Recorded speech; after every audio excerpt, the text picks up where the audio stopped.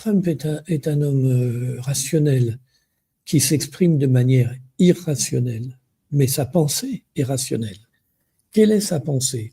Sa pensée, c'est de dire que si le premier pays au monde en richesse naturelle, le premier pays au monde en surface, le premier pays au monde en ce moment en technologie militaire, s'allie avec le premier pays au monde en population et le premier pays au monde en capacité industrielle, il lui reste quoi à lui? C'est-à-dire que ces imbéciles de dirigeants de l'Union européenne, alors que Poutine ne cherchait que l'alliance avec eux pour former un front occidental, Washington, Bruxelles, Moscou, ou plutôt Washington, Paris, Berlin, Moscou, même pas tellement Bruxelles, il a raison, mais Washington, Paris, Berlin, Moscou, qui était une déclinaison de la civilisation chrétienne. Donc, il voyait un axe chrétien qui allait dominer le monde, et les Américains et les néoconservateurs et leurs caniches enragés de Paris, Londres et Berlin ont tout fait pour que cela soit absolument fermé. Maintenant, c'est terminé. Je vous le dis tout de suite, c'est terminé.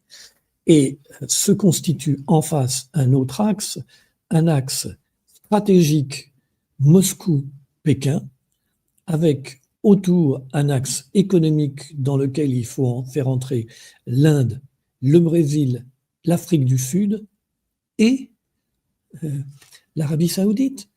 Et donc, face à cela, qu'est-ce qui reste aux États-Unis comme puissance? Les caniches enragés sont dans une politique suicidaire de destruction de leur propre société pour enrichir quelques dizaines de milliardaires, mais ça ne va pas aller très très loin parce que les milliards, les centaines de milliards qu'accumulent les milliardaires européens, c'est de l'argent virtuel, c'est pas de l'argent réel, c'est des cours de bourse. Mais vous avez vu par exemple que Bernard Arnault a gagné 12 milliards mercredi après-midi. Très bien. Il peut perdre 30 milliards demain. Tout cela, ce sont des futurs, ce sont des anticipations. Mais on sait qu'il suffit d'une matinée de crack pour que tout ça disparaisse massivement. La réalité, elle est dans les usines. Les usines, elles ne disparaissent pas quand il y a un crack économique. On garde la capacité de fabriquer au moins des produits. C'est de la marchandise, si ça trouve des acheteurs sur un marché, mais c'est des produits. Ça, c'est en Chine, cette richesse-là. En Europe, il y a une richesse qui est essentiellement scripturale. Donc, il voit bien que ce n'est pas ces caniches enragés de Paris, Londres et Berlin qui vont l'aider. Et s'il n'arrive pas à rapprocher Moscou de Washington, il est cuit. Je veux dire par là que la puissance américaine devient extrêmement faible. Regardez le Venezuela, quand il dit « bon, ben, on va y aller, ça c'est notre arrière-cour », aussitôt les Vénézuéliens disent « ah oui, mais il y a les BRICS, il y a les Russes, il y a tout ça ». Et Trump est obligé de reculer parce qu'il se rend compte qu'on ne peut plus faire comme avant. Poutine, qu'est-ce qu'il lui dit? Il lui dit une chose simple. Il lui dit « tes amis européens, ce sont tes ennemis. Ils ont soutenu ton adversaire avec la dernière énergie contre toi. Ils soutiendront tous tes adversaires de l'état profond contre toi chaque fois qu'il y aura une occasion de le faire. Tu as en face de toi tes ennemis politiques les plus décidés. Et voilà, c'est ceux-là qui sont contre moi, leur dit Poutine. Alors, bon, tu peux les laisser se déchaîner contre moi, mais qui y va te rester? Qui y va te rester? Les Chinois? Mais maintenant, ils sont avec moi. Le reste du Sud global? Mais on est ensemble.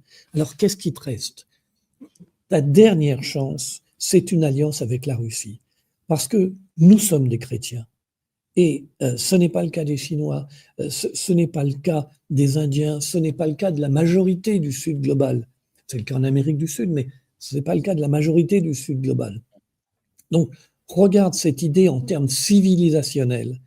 si tu veux qu'il reste quelque chose de la chrétienté, c'est nous, avec qui tu dois faire affaire.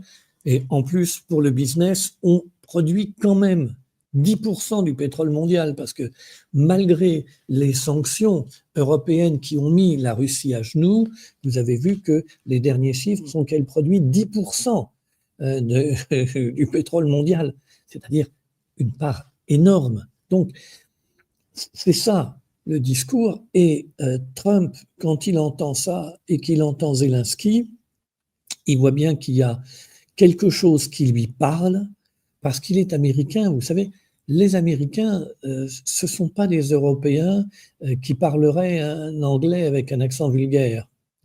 C'est des Américains. Quand vous demandez, l'étude est faite tous les 2 ans depuis 1945, qu'est-ce qui doit guider profondément la politique américaine? Eh bien, vous avez 17% qui dit l'application stricte de la Bible, et vous avez 37% qui dit une application raisonnée et bien comprise de la Bible. Vous ajoutez, c'est 51. Voilà. Donc, vous n'êtes pas du tout dans une Europe de l'Ouest où on considère que la Bible, c'est de la religion, et où, quand on pense qu'on est à gauche, on considère que le Coran, c'est plus rigolo. Et on est encore dans une zone où on croit que l'Amérique est le nouvel Israël, que l'Amérique a une mission biblique et qu'elle a une mission sur Terre. Bon, et donc, ce discours-là, Trump, qui est très pénétré de cette Amérique chrétienne, pas catholique, mais protestante plutôt, dans diverses variétés évangélistes, mais Trump qui est très pénétré de ça, quand Poutine lui dit « nous, on est ensemble, la chrétienté hein, », il entend ça. Il entend ça et il se dit, après tout, est-ce que ce n'est pas la dernière chance de sauver notre influence et notre empire? Et au fond, Paris, Berlin et Londres, ils s'en fichent.